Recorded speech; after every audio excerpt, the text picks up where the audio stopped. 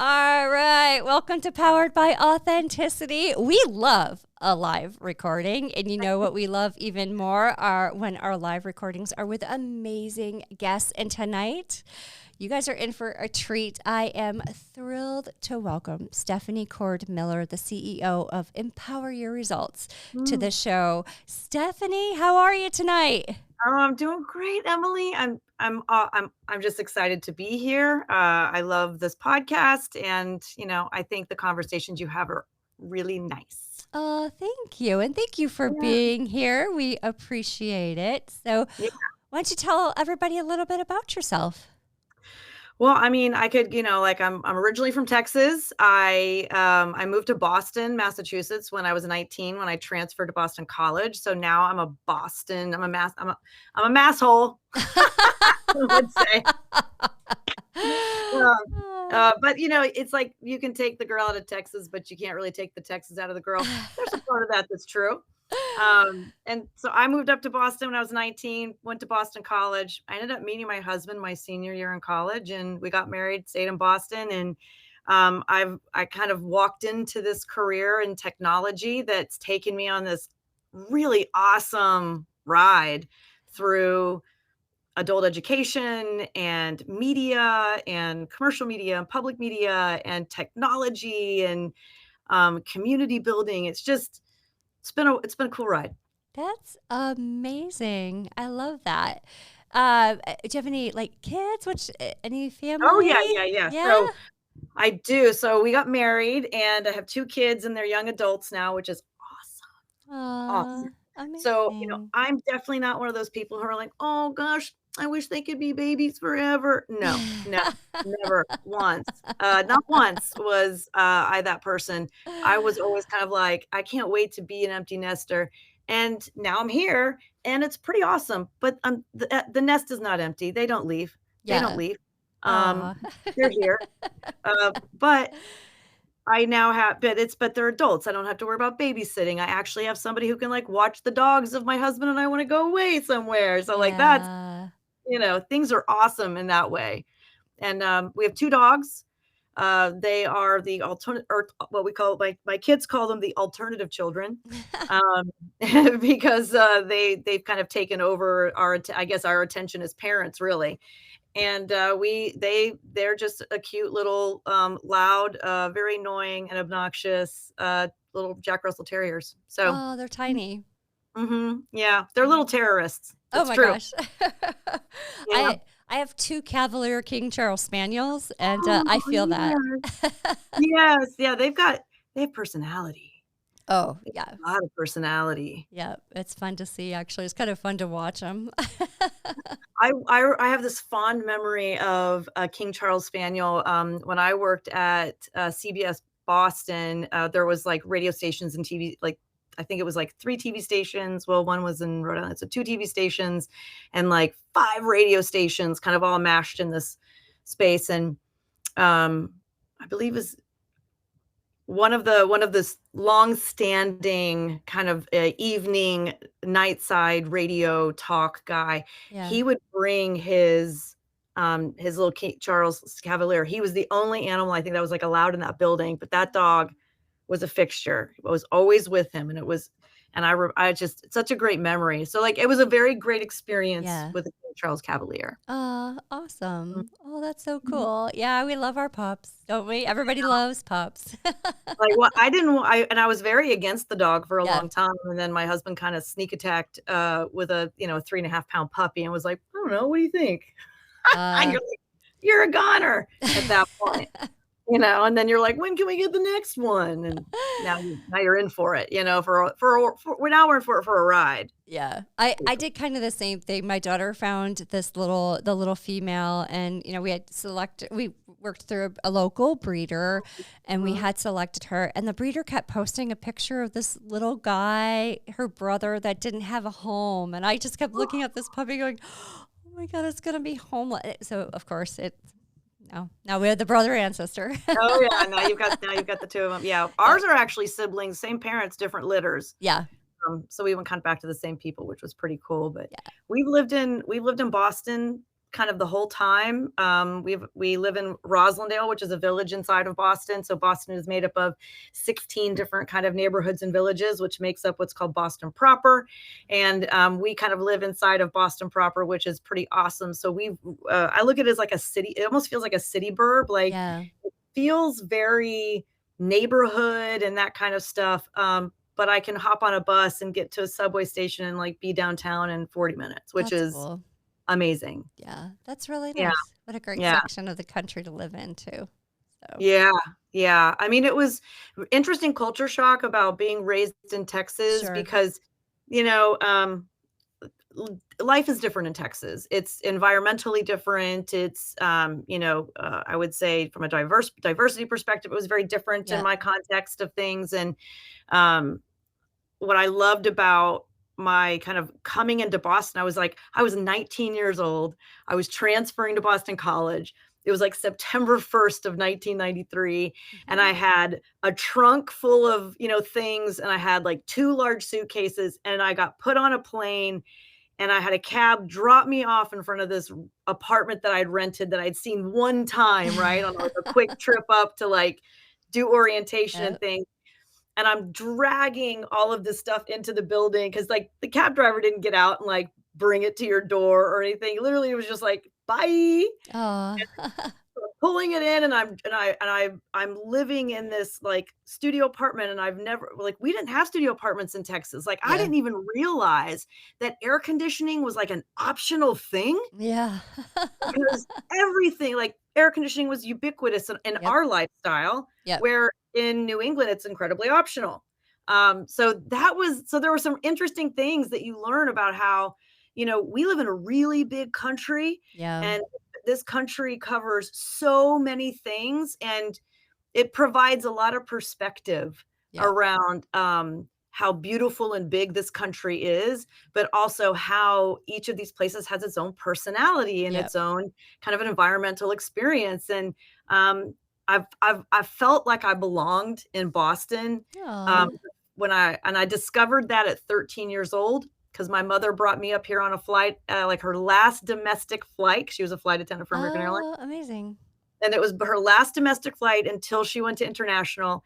And this was back in the day where like flight attendants could stay overnight places. Like they would like bunker down and being like, Yeah. oh, your flight's not till the next day.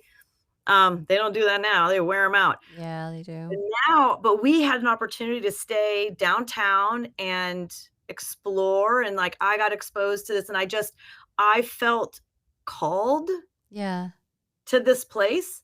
And I feel I've been here longer than I was in Texas, but this feels home Oh, I love that. to me. Yeah. Yeah, that's beautiful. That's Yeah. lovely. Well, awesome. Well, we're so glad that you're here, and I can't wait to talk about the work that you're doing. We like to do a Yeah. little icebreaker, though. Oh, okay. Let's All do right. it. Do you have a favorite summertime activity that you're really looking forward to? I do. So there's a couple of things, but every single summer, so my husband has a band called the Boston Naturals. They are like a rock and roll band, Fun. cover band, but like the best kind you've ever seen in your life. And like every time you go, it's like a concert. And so they're at this place called the Wellfleet Beachcomber. I'm actually wearing one of their shirts, like a logo. Nice. And the Wellfleet Beachcomber is on Cape Cod. It is this great historical building. I recommend everybody go check it out. It's really awesome. But what's beautiful, it's right on this like dune where you're seeing the Atlantic Ocean. And it's like during the day, it's like a restaurant, and at night, it's like a nightclub. Oh, cool. And so the band plays there every Memorial Day weekend, every 4th of July, every Labor Day weekend. And it's my happy place. So I go to the Wellfleet Beachcomber, we go dance, I watch the band, we have a great time. And it's like it's on the dunes right along. I mean, you can just see the Atlantic Ocean. It's absolutely stunning. And once you experience the Beachcomber like in person, like you're changed. Like you're changed. Like you get it. You're like in this club now. It's really like you want to talk about community and lifestyle. Yeah. That is the epitome of it.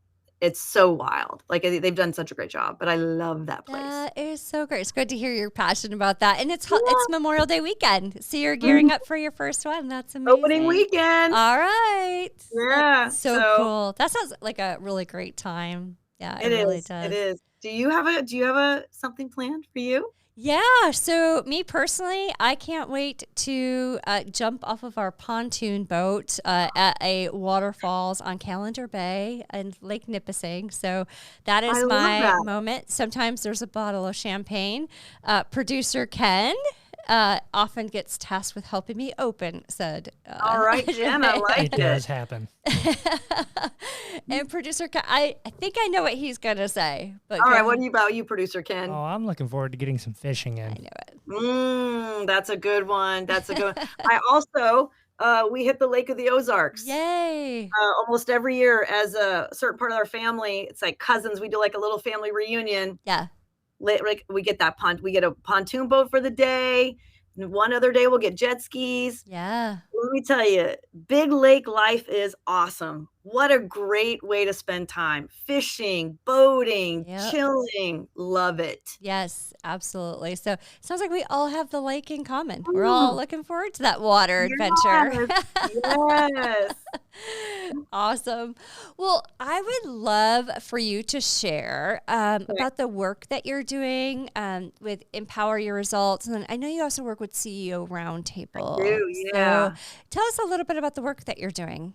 Sure. So with CEO Roundtable, I'm kind of so it's kind of like I'm there to help the chairman get to work less and relax more. So I'm kind of Hey. helping run more of the day to day so he can enjoy a little more retirement. And in doing that, we're it's about recruitment, and we want to bring more CEOs into this community. This is a beautiful community. It's a confidential roundtable peer community for CEOs. We really focus on kind of small, medium enterprises, somewhere, we have ranges of like a 2 million a year to 200 million a year, different types of diversity of industry. Mhm. We're kind of focused in the greater Boston area, and we're looking to bring more CEOs in that really understand the value of peer groups. Listen, we talk about in culture, like leadership culture, that everybody needs a safe space, Yeah. right? Where people can bring their full selves and be vulnerable and do good work. Well, CEOs need that too. Yeah. Yeah, Yeah. but they can't do that in those spaces where they're supposed to show up as the leaders. Right. They have to show up being empathetic and accountability driven, and they need Yep. to, be visionaries that can really get people, working behind that vision. But Yep. they too are solving really big, complex, hard problems. Um, and they may not want to talk to the board about certain things. They may not want to talk to their management team about certain things, and they too need a safe space Yeah. that allows them to solve these challenges. Like, bringing a challenge to the table is like having 10 brains helping you solve a problem rather than just one. Yeah. A lot of times, listen, business isn't all these kind of like, we're all not special snowflakes all the time. Like some of these things are actually very Yep. systematic or systemic, or it could be a workflow or a model or whatever. But it's like these things exist where they're not so unique that other people can't help you that may have had experience, Yeah. right? Yep. So that's really what's powerful about the CEO roundtable. So I'm working with Chairman CEO Mr. Lewis, and I think you'll have a chance to talk to him about. And he Yep. is so wonderful to talk to. Such a brilliant man, and he brings such a calming, thoughtful, um, curious mind to like everything that we do. Yep. But he has so much experience, like such a deep well of real experience to pull from. So I love getting to work with him, and then I get to bring kind of my modern technology business Yeah. operation skill to kind of bring in to kind of help modernize and bring that business up, to kind of help it support it a little more without hand-to-hand combat. You know what I I mean? I love that. I love that there's a space. I have a business. It's, still in its infancy, and we're still building. But it's always nice when I can find someone else to go talk to about a similar situation, right? Like whether it's resources and where do you go to procure somebody with a specific skill set, or whether there's something. So I love the fact that you're building that community and having a space available for others to know that they can go, and everybody's so afraid of judgment. Everybody, right? We're all Yeah. afraid of judgment. And, it's beautiful about these, but we really believe in person first. There is a virtual component as kind of necessary, but we really believe in the power of in person. Yeah.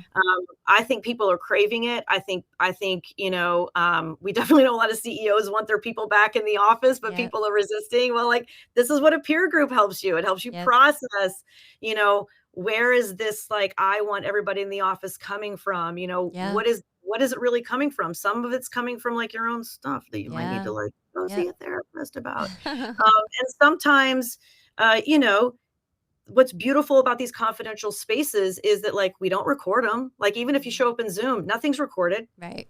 Yep.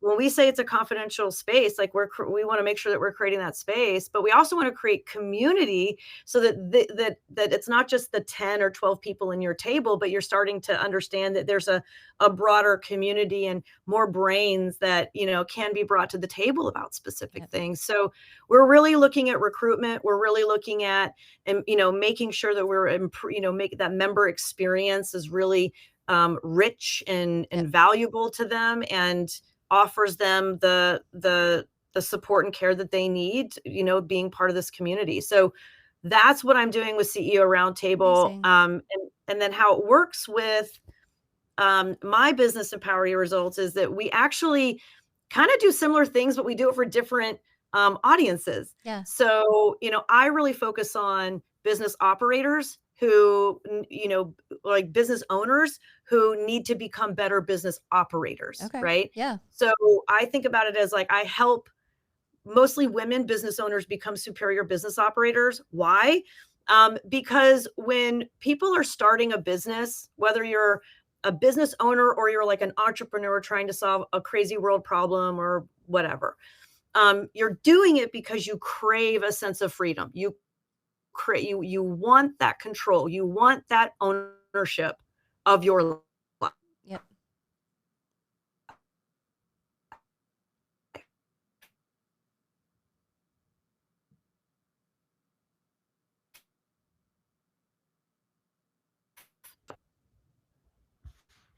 Hang on one second. Yep. Oh, hi there. Hi. Okay. Hi. All right. I apologize. My thing was like frozen, and I actually would think I was saying something pretty good. Everything you say is amazing. Oh, you're funny. You're funny. But with Empower Your Results, I help women business owners become, really good operators, because we start businesses because we want freedom. We start businesses because we want to own our time. But when you become a business owner, you learn that you are working way more than you ever thought, right? It's a much harder job than you ever think. However, you can make it easier on yourself. You can really create and optimize your business to align with the lifestyle you want to create that space or that time flexibility that you want. But sometimes we just don't know how to get there. Yeah. Right. Sometimes you can't necessarily see the forest, the trees kind of stuff. And I have one of those keen sensibilities where I'm more like a drone, where I'm kind of like flying over and I'm like, I see the forest, I see the trees, I can see the mountain. I just have that ability to kind of help people bring them up and pull those things out, and then really get focused on the pieces that are going to move the most of the business, and stop getting so caught up in these distractions that, ultimately are not high value, that they're not the best use of your time or your people's time. And you really are going to just get focused. And think about, how do you execute? Can you execute more efficiently? Can you delegate more? Right. Can you outsource? Like, what can you do to create that space that you need? Learning how to buy your time back is something that most business owners don't necessarily realize until they're just drowning. Yeah. Right. Yeah. But that's part of the pain. You got to feel the Yep. pain, and you have to feel it enough that you're going to want to do something about it. And that's when you come to people like me. Yeah. Yeah, I like to call that my noise. Like I have Yeah. so much noise and Yeah. being able to remove it. And, you're right. A lot of times, and I see it particularly now, especially with women, where if you're let go from like a permanent, like a job that you've been at for some time and you make the decision to go on your own, understanding how to optimize your time as an entrepreneur to say, okay, I'm doing this because I want a work-life balance, or I want to build something that's my own. And sometimes you just, to your point, you get stuck in the trees, right? Like you're just in a forest and you don't know how to get out of it. And I'm sure, I'm positive that someone like yourself coming in and just being like, okay, focus, and helping to optimize the tools that you have, the vision that you have, and then how to implement against that while protecting that space that you want to protect is so valuable. Yes. Yeah. Yeah, it's a lot of people look at like is work-life balance a real thing? And I look at it as, if you are a business owner, you're an entrepreneur, if you are a senior level executive, it's work-life integration. Yeah. You got to embrace it as it's an integrative lifestyle experience. And once you start embracing that kind of integrative mindset, then you can learn how to create real like guardrails and boundaries around your time. You find that actually by being kind of stricter on your time, you actually create that freedom. Yeah. Yeah. Oh, I love that.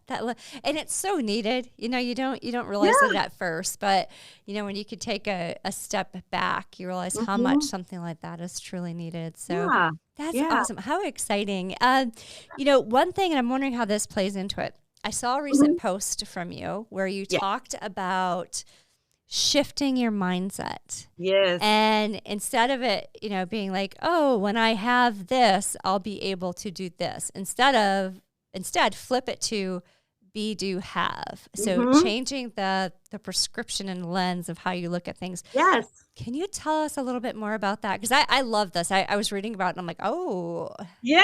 I was just talking to one of my mentees about this on Sunday. I learned this through a leadership training program I was allowed to go through. And it was really centered around this concept of like adaptive leadership. Yeah. And really it's a mindset, right? And the mindset is actually very empowering. And a lot of times we as people can sit in a space of either field of dreams or victimhood, right? Where there is this like, if I build it, it will, like if I create it, it's going to be this thing. Right. If you build a field of dreams, nobody's going to get there unless you tell them where it is over and over and over again. Yep. And then you hire more people to tell, like that's kind of the reality. And then it's a mindset about being kind of prone to action versus waiting for certain things to exist or arrive for it to happen. So one of it is more like you're waiting, and the other is like you're taking action. Yeah. And so it really is, I'm not sure how deep in the TikTok space you are, but on TikTok, you see a lot of these other experts, and they really talk about this, you need to just, if you want to be something, then just live like that something, live like that person, right? Yep. That's the exact same thing, right? It's be, then do, be, do, to have, right? Yep. So let's lighten that down to another concept of, a lot of times people, they want a healthy body, they want to look good in a swimsuit, right? But they say like, oh, I have to have a gym membership, I have to have a trainer, I have to do, I have to have better food, right? So it's like all these things I have to have before I can do or give myself. So you're taking permission away from yourself. You're not giving. B is giving yourself permission. B is giving yourself the ability to take action. It's giving you that permission to be, right? Yeah. A lot of us need to shift that mindset so that it is empowering. It is action oriented. And it's not sitting from a place of waiting for the world, waiting for your life to happen. It's about go take action and create it. So you don't have to have a gym membership, right, to be a healthy person. Very true. Your mindset says, I'm going to live and be like a healthy person. Healthy people make good choices about food. They make good choices about sleep. They make good choices and they take action around those good choices. Yep. Right. Yep. So that's the whole concept of it. And it's it. really empowering of a mindset that's really about helping you take action and giving yourself that permission to just do. Right. Yep. Because at the end, you'll have that healthy body, you'll have that summer body, but by being mindful of the choices that you make so that you do. Yeah, I love that. And it's something that recently happened, popped into my head. So I'm curious. And I know this wasn't part of our prep, but something just popped in when you were talking about that. So, I had a friend who recently lost her job. Mm-hmm. And so, so it's like, trying to find another one. I'm like, well, what if instead, while you're trying to find another one, you go do a side hustle for yourself? Mm-hmm. And she said, well, what, I would have to do this and I'd have to do that. I was like, or you put out into the universe and you manifest it and you just start going and being a business and just go make it happen. It's kind of like when you were talking about the fitness realm. Where most of us are fortunate that we have 2 feet that can go hit the pavement, and taking a walk is sometimes even more effective than hitting the gym for an hour and just kind of, snoozing around it. So, That's totally true. Yeah. So those 2 things popped into my head when you were talking about it, because it's kind of like if you want it to happen, to your point earlier, remove the noise. Like you're getting in your own way with the noise. Right. See yourself actually be the person that you want to do, be the business, and then just go and do and see what happens and kind of manifest it into a reality situation. And really manifestation is like intentional action. Yeah. Right. Yeah. Over and over and over again. Yeah. I mean, that's because your manifestation is really you taking intentional making intentional choices and actions every single day towards what it is you want to create or get or do. Right. So that's the beautiful part of it, which is there's a lot of those components that go in together, but I love that one. It's a very simple concept to help people understand that you actually have the power. Sometimes starting a business is just asking like, what are the 5 questions I need answers to just get me to that next place. Sometimes it's the next step.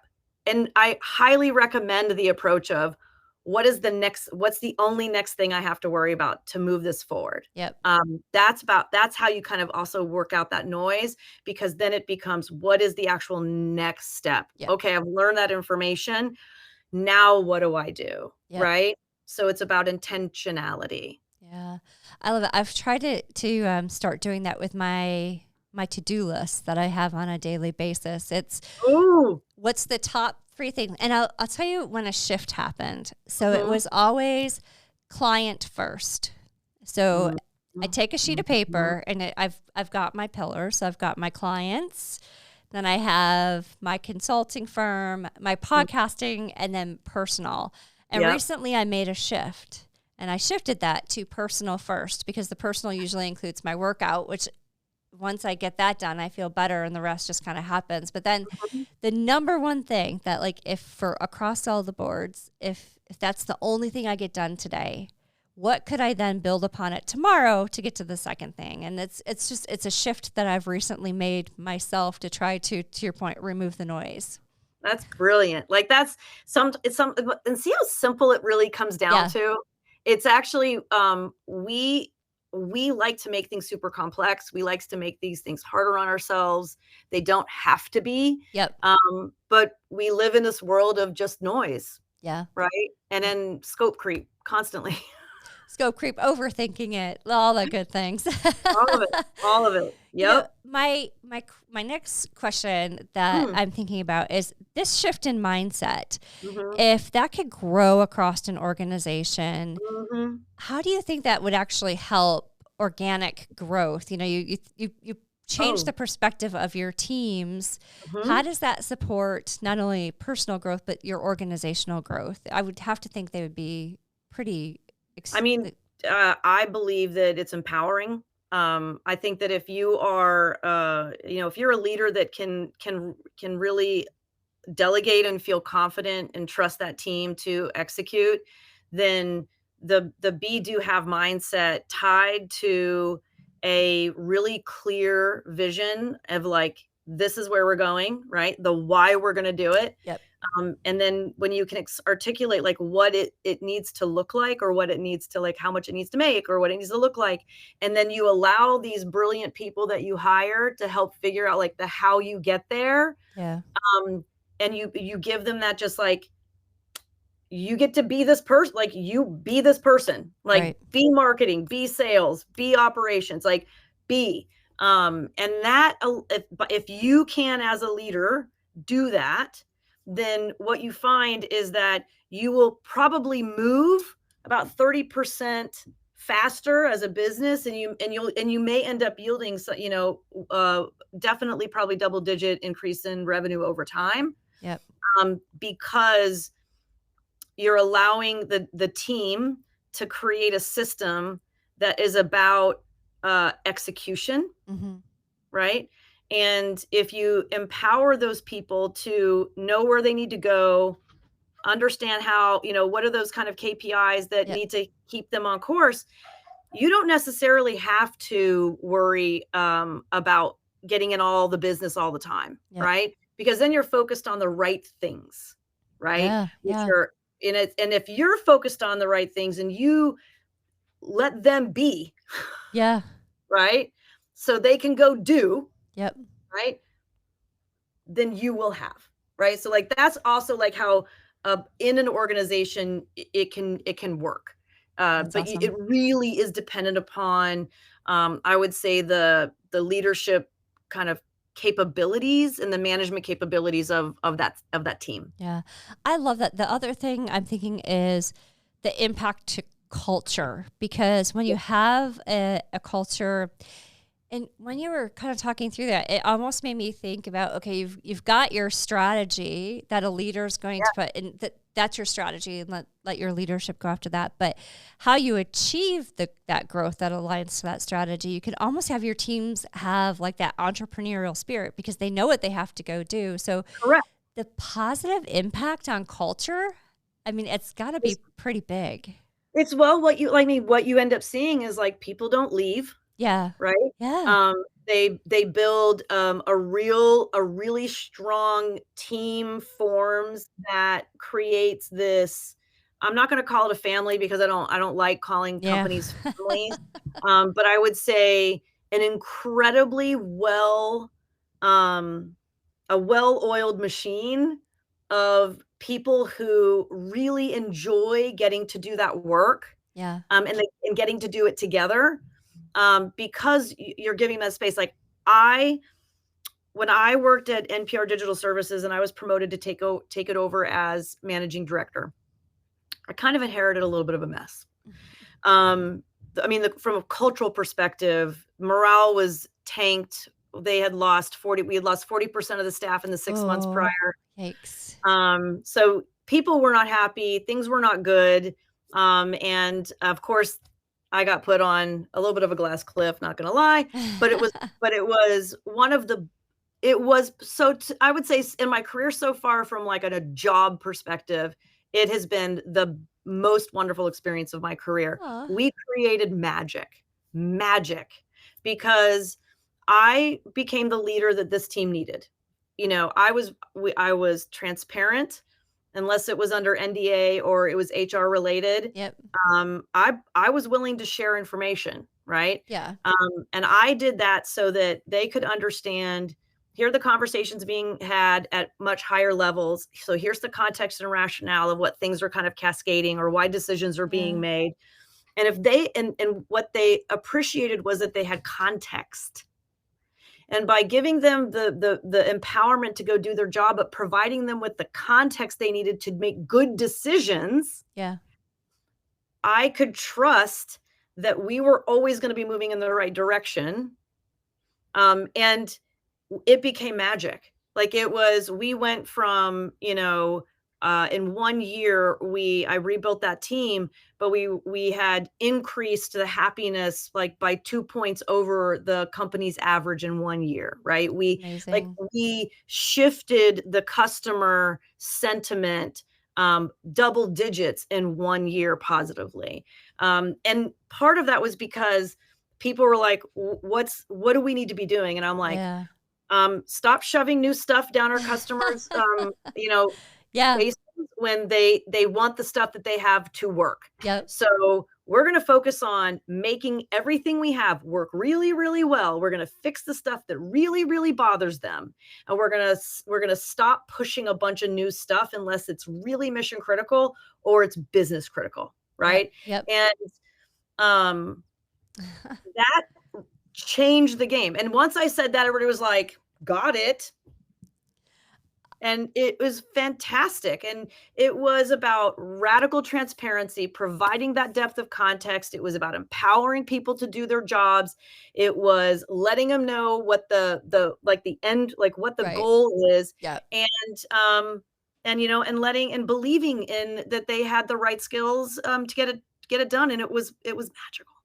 So when you were talking through that, I was thinking about a consulting firm that I have worked with in the past, and their big claim to fame is that they could always come up with something new. Well, we weren't good at anything because we were always trying to do the next big Coming up thing. with something new. And as an employee, I couldn't keep up because there were always something new that you're supposed to keep up with.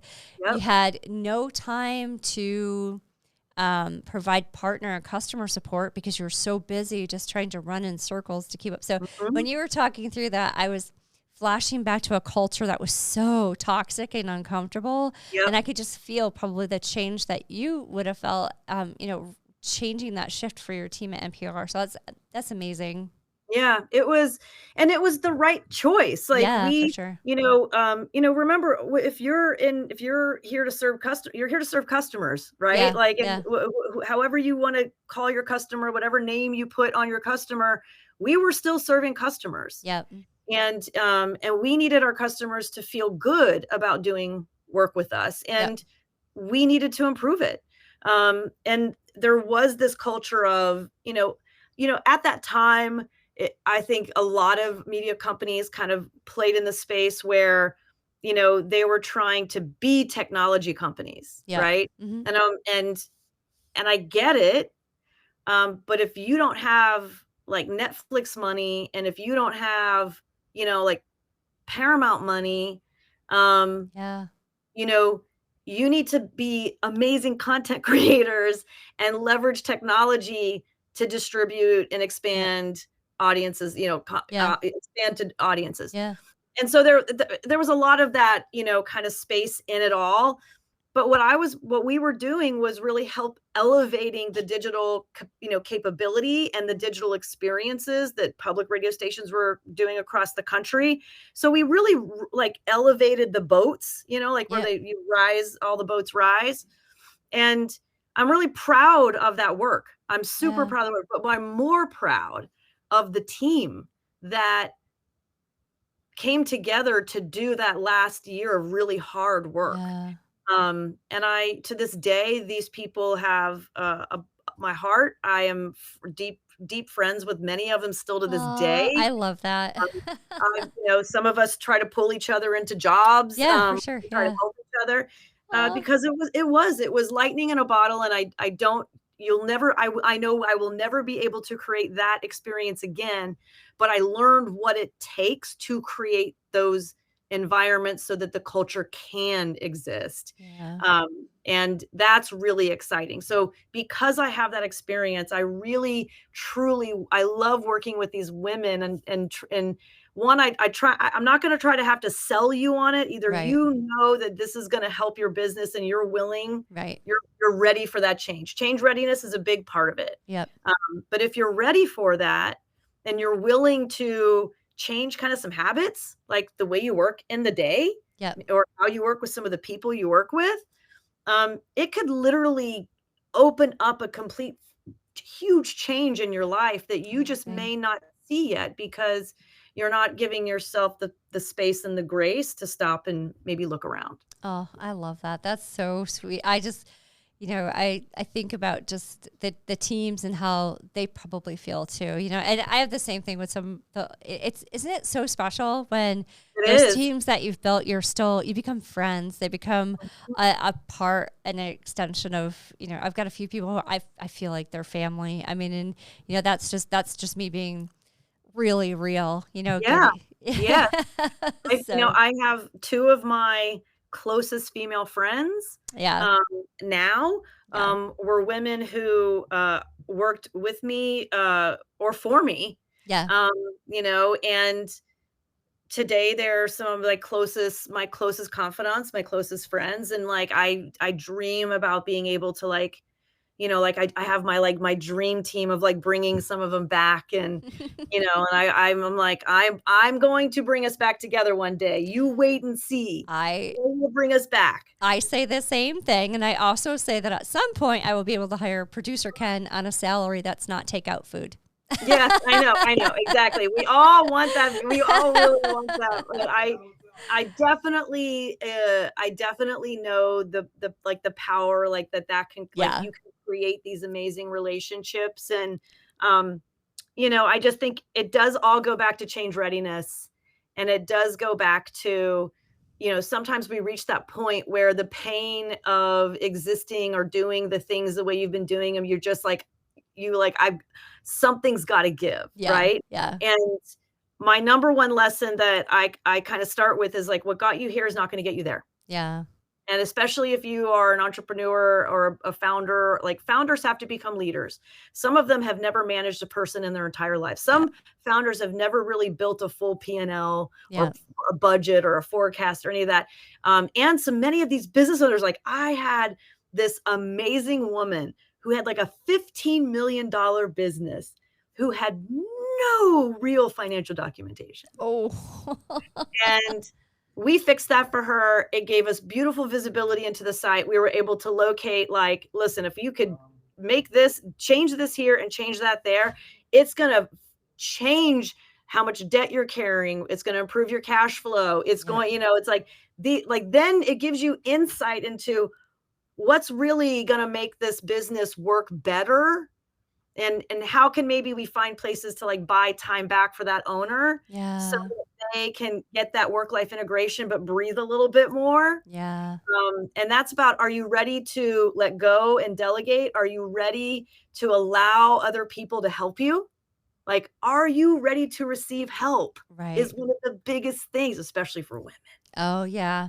Yeah. I like to say right now, asking for help is a strength and not a weakness. So True. let's ask, and I hate the perspective that it's someone being weak. It's so strong to stand up and say, I just need a little help here. Like it can just Yeah. make such a difference. So And I think it, and again, I think that's probably why I'm so attracted to the work that I do, yeah, because um, I know what it is to feel overwhelmed. I yeah, know what it is to, um, you're trying so hard, and but something's got to give, but you yeah, don't know what to give up. yeah, You need somebody to help you. I'm like the Marie Kondo of like business operations. yeah, It's like does it bring you joy? Right? And if yeah, it doesn't bring you joy, we gotta fix it. yeah, Because at the end of the day, our work should not feel like a punishment, and it shouldn't feel like a horrible drudgery experience. It might be a grind, but that grind can be fun. That yeah, grind can be purposeful. That grind can be intentional. yeah. Right? And I Oh, think that's where we get caught up, like, people can get lost in their own sauce, and you have to be willing to take a step back out, yeah. take a look at it. Oh my gosh, I love that. I could talk about this all day long. I know. It's just wonderful. I think, I hope that people will reach out. I think the work that you're doing, could be such a positive impact for so many people. And, I love how just hearing the passion in your voice and talking about the topic. And, I could definitely tell you that your work brings you joy. And that's just something that, everybody wants, not a lot of people find that. So when you do, that's amazing.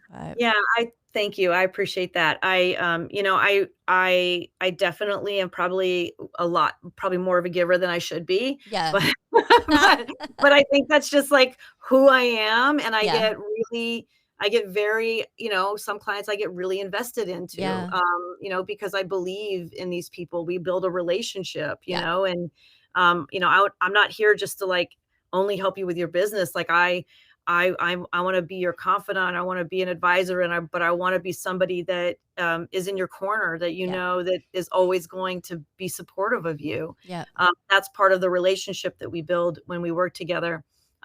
But I do offer, a lot of free stuff on my website because, like, I like to give.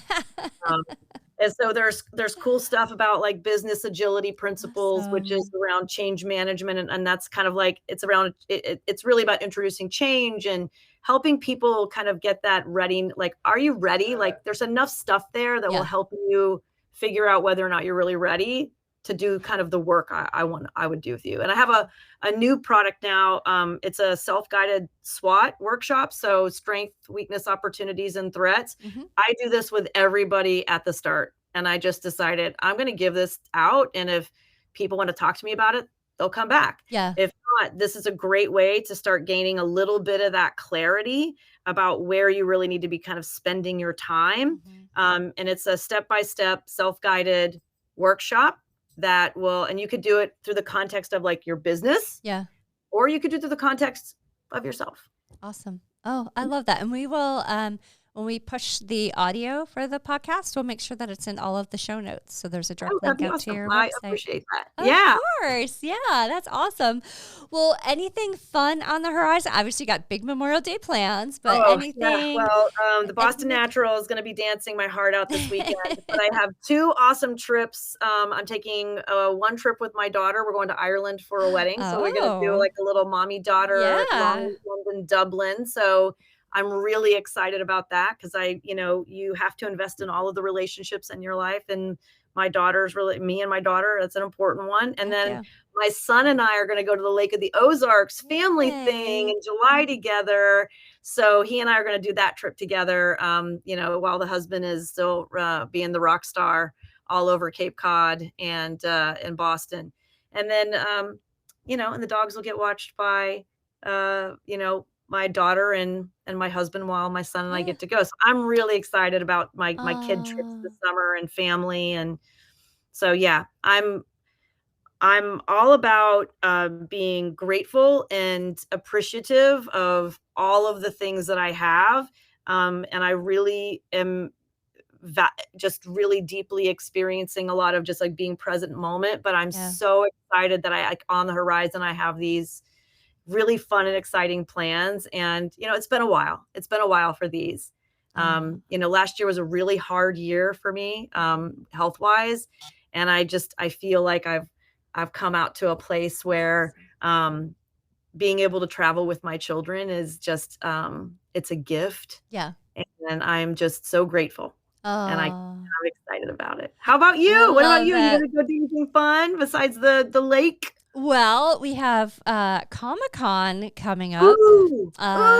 We have that next. That's exciting. Yep. So last year for Christmas, I gave the gift of time. So everybody has a lot of what we never have enough of is the gift of time and time together. So we've done various things. Ken, what have we done so far? We've done a couple of baseball games. So nice. Yep, and we've got Comic-Con this coming up week. We've got a couple trips up to the lake. We have Back to the Future, the Broadway show is coming to Buffalo. That's so cool. Yeah, so it's been, it's funny. I put all these plans in place like last November, December, and I'm like, they don't start until like March. And next thing I knew, I was like, Oh, it's March. Like it's Oh, yeah. happening now, and then it was April. Blink of an eye. Blink of an eye. But it's been an amazing thing. I think I'll do it again this year, just finding different things to go do together. We all have so much stuff. Our houses are bursting with stuff. Oh, so much. So yeah. I am with you. I am on board with that. It's exactly where my family is. We're in the same exact space. So like that's kind of part of that. So like my son's turning 21 in October. Oh. Big Party. deal. And I think I purchased this in I think February, but there's an F1 race in Austin, Texas. My sister lives in Austin, Texas, so I get, a nice place to stay. Yay. And I bought him tickets to go see the F1 race for his 21st birthday. That's pretty awesome gift.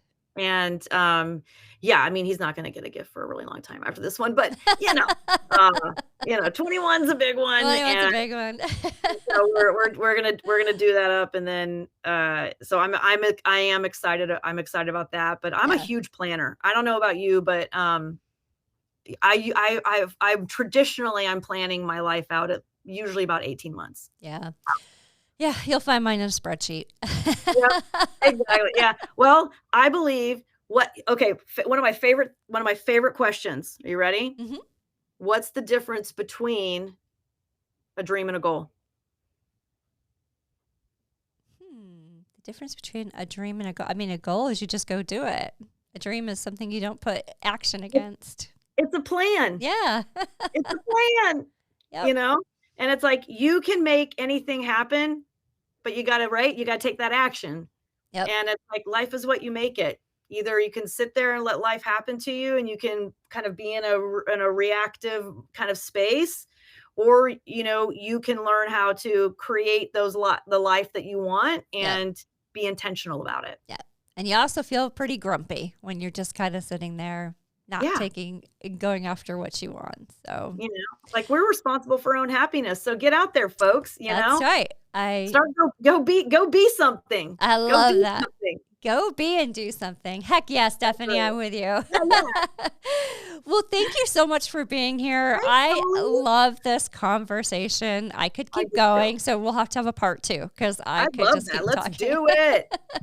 So thank you so much for being here. Producer Ken, thanks for your help tonight. Thanks, Ken. And as always, we record out of our community arts center here in Batavia called Go Art. If you're hoping to listen to our Western New York Changemaker series, episode 1 featured Greg Halleck, the executive director for here at Go Art, and we are grateful for a grant that allows us to use this space. So thank you to Go Art. And Stephanie, this was just a lovely talk. Thank you so much for being here and sharing all of your advice. And we'll get your website out on show notes, but for everybody, do you want to drop it here? All right, it's empoweryourresults.com. And if you'd like, if you're a CEO looking to join a peer community in the greater Boston area, you can go to ceo-roundtable.com. And we'd love to talk to you. All right. That's awesome. Thank you so much, Stephanie. And thank you to everybody. Thanks to our longtime listeners for sticking with us. If you're new here, thank you. We appreciate it. Have a good night, Stephanie. Thank you so much. Take care.